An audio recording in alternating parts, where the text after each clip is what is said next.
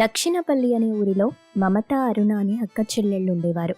వాళ్ళిద్దరి మధ్య గొడవలు ఆ ఇంట్లో రోజువారీ అలవాటుగా మారిపోయాయి. అరుణకు చిన్నప్పటి నుండి అన్నీ తనకే కావాలనే పట్టుదల, కొంచెం స్వార్థం కూడా ఎక్కువే. మమత మాత్రం అందుకు పూర్తిగా విరుద్ధం. ఎదుటివారు హ్యాపీగా ఉంటే చాలనుకునే రకం. ఒకరోజు తండ్రి శంకరయ్య టౌన్ నుండొస్తూ కూతుర్లిద్దరికీ బట్టలు తీసుకొచ్చాడు. దాన్ని వాళ్ళిద్దరూ తీసుకున్నారు. అప్పుడు అరుణ, ఏంటి నాన్న ఇది? తనకి తెచ్చిన డ్రెస్ ఎంత బాగుందో చూడండి. నా కోసం తెచ్చిన దానికంటే ఇదే బాగుంది. నాకిదే కావాలి. అరుణా, నీకు కూడా డ్రెస్ తెచ్చాను కదా, తనకు ఆ కలర్ సెట్ అవుతుందని తీసుకున్నాను. అది కూడా గొడవ చేస్తే ఎలాగమ్మా? నాకు అవన్నీ తెలీదు. తనకి మంచివిచ్చి నాకు తక్కువ ఇస్తారా? నాకు ఆ డ్రెస్ కావాల్సిందే. అరుణ చేతిలో మమత డ్రెస్ పెడుతూ, వదిలే నాన్న, అక్కకి అది నచ్చింది కదా, తనని ఉంచుకో, నువ్వు నాకింకోసారి తీసుకురావచ్చులే. ఇప్పుడు దీనికోసం గొడవద్దు. చూసావా అరుణ, తనెంత క్లియర్గా ఆలోచిస్తుందో. నువ్వెప్పుడు మారుతావో ఏంటో అనుకున్నాడు శంకరయ్య. ఇక ఆ రోజు రాత్రి భోజనాలయ్యాక శంకరయ్య, శాంతమ్మ మాట్లాడుకుంటున్నారు. యావండి, చూస్తున్నారుగా అరుణ రోజు రోజుకు ఎలా తయారవుతుందో. మమత దగ్గర ఏమున్నా సరే అది తనకి కావాల్సిందే. ఆ పిల్లేమో ఏమనకుండా ఇచ్చేస్తుంది. అవును శాంతమ్మ, మమతకున్న ఓపిక అరుణకు అస్సలు లేదు. తనేమో సాఫ్ట్, ఈ అరుణేమో ఎప్పుడు ఏదో ఒక గొడవతో ఇల్లంతా గోల చేస్తుంది. నాకొకటే భయం వేస్తుంది. రేపు పొరపాటున వీళ్ళిద్దరూ ఒకే ఇంటికి కోడళ్లుగా వెళ్ళకూడదు దేవుడా అని మొక్కుకుంటున్నా. అక్కడ కూడా అరుణ ఇలాగే ప్రవర్తిస్తే ఆ కాపురం ఏమవుతుందో ఏంటో. మమత ఎంతకాలమని భరిస్తుంది? అవును, బయట ప్రపంచం మనలాగా ఉండదు కదా. రేపత్తారింట్లో అరుణ పెత్తనం చెలాయించాలని చూస్తే సమస్యలు తప్పవు. మమత మంచితనం తనకి ప్లస్ అవుతుందో మైనస్ అవుతుందోనని బెంగగా ఉంది. మనం ఎంత చెప్పినా అరుణకు అర్థం కావట్లేదు. ఆ దేవుడే ఏదో ఒకటి చేసి వీళ్లలో మార్పు తీసుకురావాలి. ఏదైనా సంబంధం వస్తే జాగ్రత్త పడాలి. ఒక ఇంట్లో మాత్రం అస్సలు ఇవ్వకూడదు వీళ్ళని అని ఒకరితో ఒకరు మాట్లాడుకుని విశ్రాంతి తీసుకున్నారు. ఆ రోజు గడిచిపోయింది. రోజులు గడుస్తున్నా సరే అరుణ పద్ధతిలో మార్పు రాలేదు సరికదా, అదింకా ఎక్కువైంది. ఓ రోజు ఊళ్ళో ఒక శుభకార్యం జరుగుతుంటే శంకరయ్య తన ఇద్దరు కూతుళ్లకు 2 కొత్త బంగారు గొలుసులు చేయించి తెచ్చాడు. రెండూ ఒకే బరువున్నా మమత గొలుసు మీద ఉన్న డిజైన్ కొంచెం కొత్తగా ఉంది. అది చూడగానే అరుణ మళ్ళీ పాత పల్లవి అందుకుంది.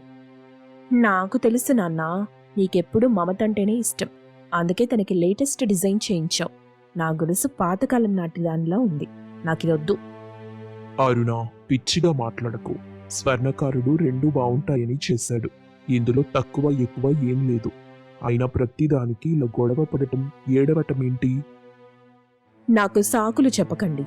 నా గొలుసు మార్చి తనది నాకిస్తారా లేదా? లేదంటే నేను ఇంట్లో అడుగు కూడా పెట్టను. మమత మెల్లగా వచ్చి తన గొలుసు తీసి అక్క చేతిలో పెట్టింది. అక్క, ప్లీజ్ ఏడవకు. ఇది నీకు నచ్చింది కదా, నువ్వే తీసుకో. నాన్న తెచ్చిన దాంట్లో ఏది వేసుకున్నా నాకు సంతోషమే. మనం ఫంక్షన్కి వెళ్దాం పదా. ఇలా ముందే ఇస్తే గొడవ ఉండేది కాదు కదా. ఇప్పుడు దీనికి నాన్న అన్ని మాటలు అనడం అవసరమా? అలా అని చెప్పి అందరూ ఫంక్షన్కి వెళ్తారు. ఇక ఆ రోజు రాత్రి అరుణ, మమత ఇద్దరూ భోంచేసి విశ్రాంతి తీసుకుంటారు. తల్లిదండ్రులిద్దరూ భోంచేస్తూ, చూశారుగా బంగారు గొలుసు విషయంలో కూడా ఆ పిల్ల ఎంత రచ్చ చేసిందో. మమత తనదిచ్చేసింది కాబట్టి సరిపోయింది, లేదంటే ఇవాళ ఇల్లేమైపోయేదో. అదే నా బాధ శాంతమ్మ. మమత ఇచ్చేస్తుంది సరే, కానీ రేపొద్దున అరుణకి పెళ్ళై వేరే ఇంటికి వెళ్ళాక కూడా ఇలాగే ఉంటే అక్కడ ఎవరైనా తనకి నచ్చింది ఇస్తారా? ఎదురు దెబ్బ తగిలితే తట్టుకోగలదా?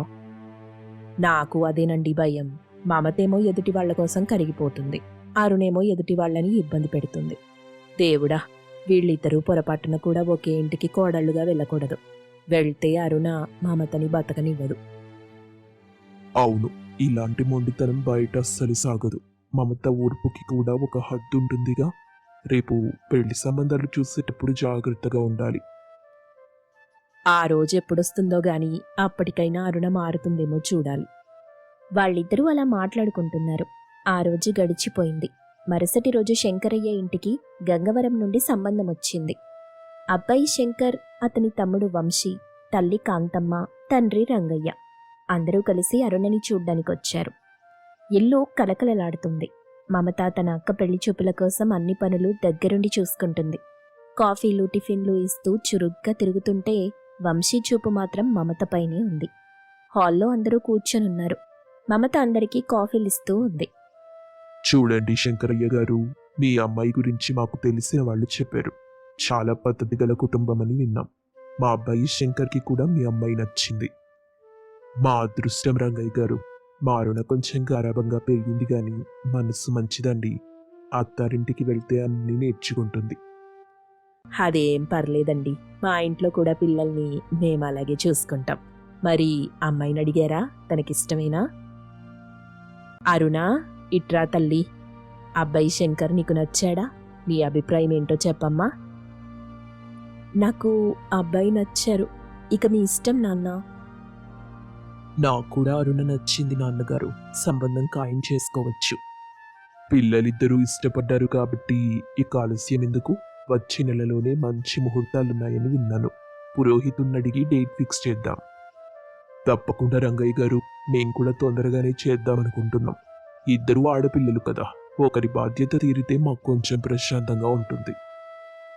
వంశీ మెల్లగా మమత వైపు చూస్తూ తన అన్నతో, అన్నయ్య, వదిన గారు ఎంత బాగున్నారో, వాళ్ళ చెల్లెలు మమత గారు కూడా అంతే పద్ధతిగా ఉన్నారు కదా. అవును వంశీ, ఇల్లు చాలా కలకలలాడుతుంది. అమ్మకి ఇద్దరు కోడళ్ళు ఇలాగే ఉంటే బాగుంటుందనిపిస్తుంది కాబోలు. కొంత సమయానికి వాళ్ళందరూ వెళ్ళొస్తామని చెప్పి వెళ్ళిపోయారు. అందరూ వెళ్ళిపోయాక శంకరయ్య, శాంతమ్మ మాట్లాడుకుంటున్నారు. దేవుడి దయ వల్ల అరుణకి మంచి సంబంధం కుదిరింది. అబ్బాయి శంకర్ చూడ్డానికి చాలా బుద్ధిమంతుల్లా ఉన్నాడు. ఆ గంగవరం కుటుంబం కూడా చాలా పెద్దది. అవును శాంతమ్మ, కానీ నా మనసులో ఒకటే భయం. అరుణ అక్కడ కూడా తన పాత పద్ధతిలోనే ప్రవర్తిస్తుందేమోనని. మమత దగ్గర లాక్కోవచ్చు గాని అక్కడ అత్తగారు, ఆడపడుచులు ఉంటారు కదా. అదేనండి నేను ఆలోచిస్తున్నా. పెళ్ళయ్యే వరకు అరుణకి జాగ్రత్తలు చెప్తూనే ఉండాలి. ఇక మమత సంగతి చూడు, అక్క పెళ్లి చూపుల పనులన్నీ తనే చేసింది అని వాళ్ళిద్దరూ మాట్లాడుకుంటున్నారు. రోజులు గడుస్తున్నాయి. పెళ్లి ముహూర్తాలు కూడా పెట్టుకోవడంతో పెళ్లి పనులు చకచకా జరిగిపోయాయి. పెళ్లిపీటల మీద అరుణ అప్పటి వరకు ఉన్న మొండితనాన్ని పక్కన పెట్టి తన చెల్లెలు మమతను వదిలి వెళ్తున్నందుకు కళ్ళమ్మట నీళ్లు పెట్టుకుంది. నన్ను క్షమించు మమత, నిన్ను వదిలి వెళ్ళలేకపోతున్నాను అని అందరినీ ఏడిపించేసింది. కాని అత్తారింట్లో అడుగుపెట్టిన కొద్ది రోజులకే అరుణ అసలు స్వభావం మళ్లీ బయటపడింది. ఒకరోజు అరుణ అత్తారింట్లో సోఫాలో కూర్చొని ఉంది. వంశీ అక్కడికొచ్చాడు. ఏంటోదినా, ఏం ఆలోచిస్తున్నారు? పుట్టింటి జ్ఞాపకాలు గుర్తొస్తున్నాయా? అవును వంశీ, మమత గుర్తొస్తుంది. తను లేకుండా నేను ఒక్కరోజు కూడా ఉండలేను. తను చాలా అమాయకురాలు. నిజమే వదినా, పెళ్లిలో చూశాను కదా, మమత గారు చాలా పద్ధతిగా ఉన్నారు. అందరితో అంత మర్యాదగా మాట్లాడారు. ఆవిడిక్కడుండుంటే ఈ ఇల్లు ఇంకా బాగుండేది కదా. అప్పుడు అరుణ తన మనసులో, ఓహో, వంశీకి మమత నచ్చిందా? ఇదే మంచి ఛాన్స్ అని అనుకొని, నిజమే వంశీ, తనకింకా పెళ్లి సంబంధాలు చూడ్డం మొదలెట్టలేదు. బయటెక్కడో సంబంధం చూసి తనను పంపించేయడం కంటే మనింటికే కోడలిగా వస్తే నాకు తోడుగా ఉంటుంది. నా పనులు కూడా చూసుకుంటుంది కదా. మీరన్నది బాగుందోదినా, కానీ అమ్మ వాళ్ళు ఒప్పుకోవాలిగా. అది నేను చూసుకుంటానులే. మా చెల్లెలు నా మాట అస్సలు జవదాటదు. నేను చెప్తే చాలు తనిక్కడికి రావడానికి ఒప్పుకుంటుంది. ఈ ఇంటికి మమత కంటే మంచి కోడలు దొరకదు. ఆ మాటలకి వంశీ నవ్వుతూ వెళ్ళిపోయాడు. వంశీ వెళ్ళిపోయాక అత్తగారెక్కడికొచ్చారు. అత్తయ్య గారు, వంశీకి బయట సంబంధాలు వెతకటం ఎందుకు? మా చెల్లెలు మమత ఉంది కదా, తనొస్తే నాకు తోడుగా ఉంటుంది. ఇంటి పనుల్లో మీకు ఎంతో సాయంగా ఉంటుంది. పైగా మా ఇద్దరికీ ఒకరి గురించి ఒకరికి తెలుసు కదా, గొడవలుండవు. అవునా అరుణ, నువ్వన్నది నిజమేలే.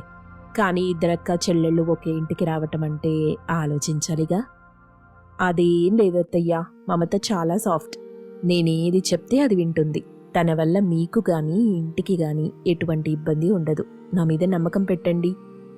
సరేనమ్మా, మీ అమ్మా నాన్నతో కూడా ఒక మాట అడిగి చూడు. వాళ్ళు ఒప్పుకుంటే తర్వాత ఆలోచిద్దాం. వెంటనే అరుణ శాంతమ్మకి ఫోన్ చేసి విషయం చెప్తుంది. శాంతమ్మ ఫోన్ మాట్లాడి పెట్టేసిన తరువాత, ఏవండి, అరుణ ఫోన్ చేసి మమతని వాళ్ళ మరిదికివ్వమంటుంది. వెయ్యపురాలు కూడా ఫోన్ చేస్తారట. మనం భయపడిందే జరుగుతుందా ఏంటి? అవును శాంతమ్మ, అరుణ కన్నీళ్లు కార్చి వెళ్ళినప్పుడే అనుకున్నా తన స్వార్థం తనని వదలదు అని. మమతని తన దగ్గరికి తెచ్చుకొని మళ్ళీ పని మనిషిలా వాడుకోవాలని చూస్తుంది. వాళ్లతో నువ్వు గట్టిగా మాట్లాడు, మన రెండో అమ్మాయిని ఆ ఇంటికి రెండో కోడలుగా అస్సలు పంపమని. అయ్యో, కటువుగా మాట్లాడితే వాళ్ళు ఏమనుకుంటారోనండి. కొద్ది రోజుల తరువాత నిదానంగా చెప్తా అని ఊరుకుంటారు. రోజులు గడుస్తున్నాయి. ఓ రోజు అరుణ వాళ్ళ అత్తగారిని తీసుకుని ఇంటికొచ్చింది. హాల్లో శంకరయ్య, శాంతమ్మ కూర్చున్నారు. మమత లోపల వంటగదిలో ఉంది. ఏవండి శంకరయ్య గారు, బావున్నారా? అరుణ చెప్పే ఉంటుందిగా, మా వంశీకి మమతను అడుగుదామని వచ్చాం. ఇద్దరక్క చెల్లెళ్ళు ఒకే ఇంట్లో ఉంటే ఆ ఆనందమే వేరు. అవునామండి, మీరు అడగటం మాకు సంతోషమే. కానీ ఇద్దరు పిల్లల్ని ఒకే ఇంటికి పంపటం మాకంతగా ఇష్టం లేదు. రేపేదైనా గొడవ వచ్చినా రెండు కాపురాలు ఇబ్బంది పడతాయి కదా. అదేం మాట నాన్నా? నేనక్కడుండగా మమతకే ఇబ్బంది వస్తుంది? తను నా కళ్ళ ముందే ఉంటుంది. సంబంధం వెతుక్కునే పని లేకుండా ఇంత మంచి సంబంధం వస్తుంటే వద్దంటారు? అలా కాదమ్మా అరుణ, మీ అత్తగారు చాలా మంచివారు. కానీ ఒకే ఇంట్లో ఇద్దరు తోడికోడళ్లుగా అక్క చెల్లెళ్ళుండటం అంత మంచిది కాదని మా పెద్దలు చెప్పారు. అందుకే ఈ సంబంధం వద్దనుకుంటున్నాం. పెద్దలు చెప్పారా లేక మీరు కావాలని అంటున్నారా? నాకు తెలుసులే నాన్నా, నా మీద మీకు నమ్మకం లేదు. మమతని నా దగ్గరికి పంపిస్తే నేను తనని ఏమైనా అంటానని భయపడుతున్నారు. అసలు మమతకి ఇంతకంటే మంచి సంబంధం ఎక్కడ తెస్తారు? అరుణ, పెద్దల ముందెలా మాట్లాడాలో నేర్చుకో. మేము మమత భవిష్యత్తు గురించి ఆలోచిస్తున్నాం. నువ్వు తనని తోడుగా ఉంచుకుంటావో లేక నీ పనుల కోసం వాడుకుంటావో మాకు తెలీదా? ఓహో, అంటే నేను స్వార్థపరురాలనని మీ ఉద్దేశం అన్నమాట. సరే నాన్న, మీరు మమతని ఎక్కడికి పంపిస్తారో నేను చూస్తాను. ఏ సంబంధం వద్దంటే మీ ఇష్టం. కానీ ఒకటి గుర్తుపెట్టుకోండి, మీరు నాకు గౌరవం ఇవ్వకపోతే రేపు నేను మీ ఇంటికి రావడానికి కూడా ఆలోచించాల్సి ఉంటుంది. నా అత్తగారిని పిలుచుకొని వస్తే మీరు ఇంత అవమానం చేస్తారా? అరుణా, ఊరుకోమ్మా. వాళ్ళకిష్టం లేనప్పుడు మనం బలవంతం చేయకూడదు. పద వెళ్దాం. తప్పుగా అనుకోకండి వదిన గారు, మేమెందుకు చెప్తున్నామో మీకు అర్థమయ్యే ఉంటుంది అని అంటుండగా ఇంతలో అరుణ తల్లిదండ్రుల వైపు చూస్తూ, నా మాట కాదని మీరు తప్పు చేస్తున్నారు. మమతకి దీనికంటే మంచి సంబంధం రాదు, రానివ్వను కూడా. పదండత్తయ్య వెళ్దాం అని అక్కడి నుండి వెళ్ళిపోయింది. అరుణ అంత కట్టువుగా మాట్లాడి అక్కడి నుండి వెళ్ళిపోవడంతో శంకరయ్య, శాంతమ్మలు కన్నీళ్లు పెట్టుకున్నారు. మమత లోపలుండి అంతా వింటూ భారమైన హృదయంతో ఉండిపోయింది. అరుణ మనసులో ఇప్పుడు అక్కసు పెరిగింది. తన మాట వినలేదన్న కోపంతో మమతకి వేరే సంబంధం కుదరనివ్వకూడదనే నిర్ణయం ఆమెకొచ్చింది. అరుణ అన్నట్టుగానే మమతకొచ్చే సంబంధాలు చెడగొడుతుందా? వంశీకి మమత మీద ఉన్న ఇష్టం ఏ మలుపు తిరుగుతుంది? మమత ఈ కష్టాల నుండి ఎలా బయటపడుతుంది? తరువాయి భాగంలో చూద్దాం.